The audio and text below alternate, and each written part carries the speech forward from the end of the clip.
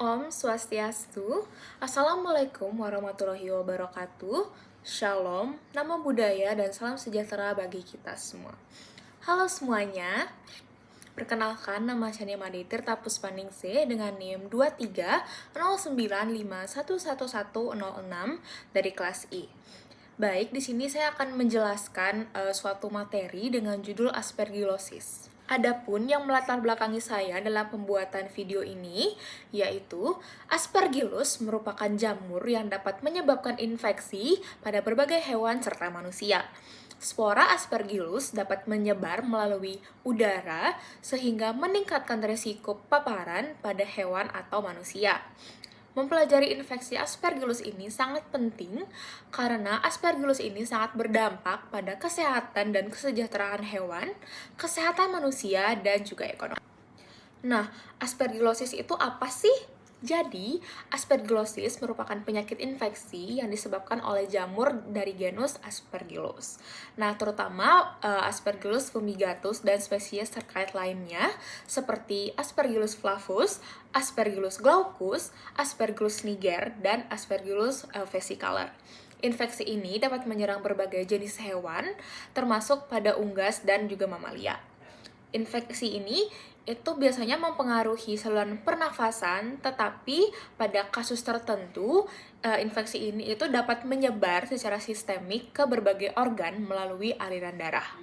Adapun ciri-ciri dari jamur ini yaitu warna koloninya bervariasi tergantung pada spesiesnya, itu mulai dari warna hijau, kuning, coklat, hitam, hingga biru. Tekstur koloninya itu bisa halus, berserabut, atau seperti beludru. Jamur ini tumbuh optimal itu pada suhu 20 derajat Celcius sampai 40 derajat Celcius, dengan beberapa spesies itu tumbuh optimal pada suhu 37 derajat Celcius. Jamur ini itu tumbuh pada media kultur SDA atau Seborrheic dextrose agar. Baik, bisa dilihat pada gambar di samping itu merupakan struktur dari jamur Aspergillus. Nah, saya lanjutkan dengan ciri-cirinya. Itu conidiofornya tidak berwarna atau memiliki sedikit pigmen. Vesikelnya itu memiliki bentuk bulat, semi bulat atau seperti piala di ujung conidiofornya. Konidianya itu memiliki ukuran kecil, bentuknya bulat atau oval, dan permukaannya itu halus hingga kasar. Jamur ini itu tumbuh di lingkungan yang lembab, hangat, dan kaya dengan bahan organik. Aspergillosis pada anjing itu dapat dibagi menjadi dua. Yang pertama adalah Aspergillosis sinonasal. Aspergillosis sinonasal adalah bentuk aspergillosis yang paling sering didiagnosis pada anjing. Penyakit ini utamanya menyerang ras anjing mesosefalik atau dolikosefalik yang biasanya berusia muda dan aktif. Sebagian besar kasus aspergillosis sinonasal ini bersifat invasif, yang berarti jamur itu akan merusak tulang-tulang halus di sinus. Bentuk aspergillosis nasal yang kurang umum atau kurang invasif itu akan menyebabkan penumpukan lendir dan jamur yang biasanya disebut sebagai balok jamur atau aspergilloma, yaitu aspergillosis sistemik. Pada aspergillosis sistemik atau disseminata, jamur masuk ke dalam tubuh melalui saluran pernafasan dan menyebar ke organ lain melalui aliran darah, menyebabkan infeksi jamur yang lebih serius, baik secara umum maupun secara sistemik. Menurut beberapa penelitian, anjing dengan jenis German Shepherd mungkin memiliki predisposisi terhadap aspergillosis sistemik. Sebagian besar anjing dengan aspergillosis sistemik tidak menunjukkan gejala pada hidung. Sayangnya, sebagian besar anjing yang sudah berada dalam kondisi terminal saat menunjukkan tanda-tanda klinis. Aspergillosis tidak hanya menyerang pada anjing, tetapi aspergillosis juga menyerang beberapa hewan lain seperti unggas. Nah, aspergillosis pada unggas ini merupakan penyebab utama dari morbiditas dan mortalitas pada unggas seperti ayam, bebek, kalkun, dan berbagai jenis burung. Penyakit ini itu dapat mempengaruhi burung baik yang di alam liar ataupun yang ada di penangkaran. Aspergillus fumigatus itu bertanggung jawab sebanyak 95% dari kasus yang terjadi pada unggas. Lalu yang kedua adalah pada kuda. Nah, infeksi Aspergillus pada kuda ini tuh jarang dibandingkan dengan beberapa hewan yang telah saya sebutkan tadi. Namun, dapat menyebabkan masalah pernafasan yang serius dan mempengaruhi kesehatan kuda secara keseluruhan. Lalu, yang ketiga itu ada sapi. Sama seperti kuda, kasus aspergillosis pada sapi ini itu sangat jarang, tetapi tetap harus kita waspadai. Lalu, yang keempat itu adalah aspergillosis pada mamalia laut seperti lumba-lumba. Nah, aspergillosis pada lumba-lumba ini itu sangat mempengaruhi kehidupannya di alam liar. Penyakit ini itu cenderung bersifat regional, dan faktor yang mempengaruhinya itu diperkirakan merupakan kombinasi antara infeksi virus dan kondisi lingkungan. Nah, pada lumba-lumba, aspergillosis pada paru-paru itu merupakan yang paling sering menyerang.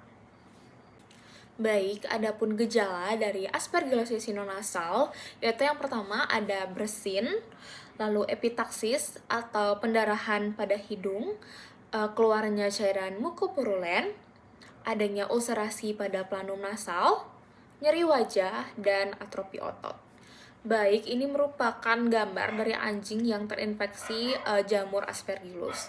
Mungkin bisa dilihat pada lingkaran merah, anjing tersebut itu memiliki lendir pada bagian hidungnya.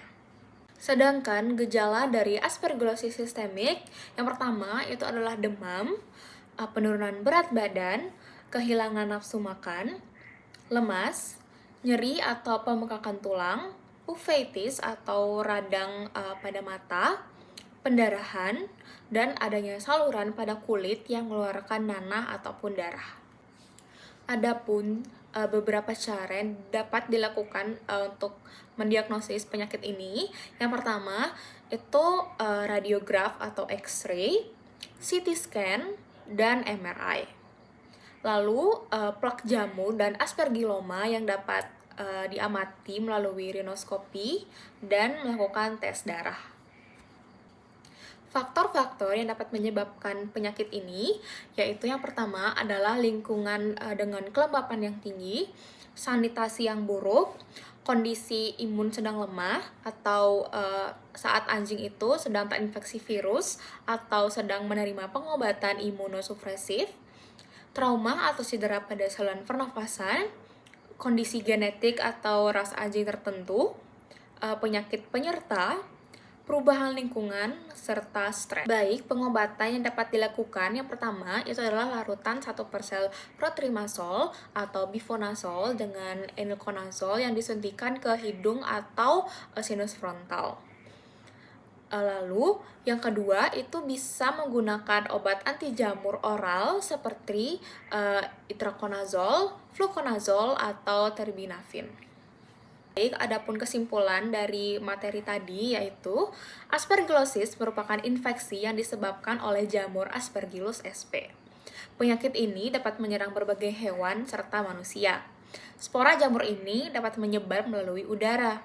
Penyakit ini dapat dibagi menjadi dua tipe, yaitu aspergillosis sinonasal dan aspergillosis sistemik. Adapun gejalanya yaitu bersin, epitaksis, adanya pendarahan, nyeri otot dan wajah, keluarnya cairan mukopurulen, demam, lemas, dan uveitis. Penyakit ini dapat diobati dengan obat anti jamur. Baik, sekian video dari saya. Saya mengucapkan terima kasih karena telah menonton video saya dan memohon maaf apabila terdapat kesalahan yang disengaja maupun tidak disengaja. Saya pamit undur diri. Om Santi Santi Santi Om. Wassalamualaikum warahmatullahi wabarakatuh. Shalom, nama budaya dan salam sejahtera bagi kita semua. Bye semuanya.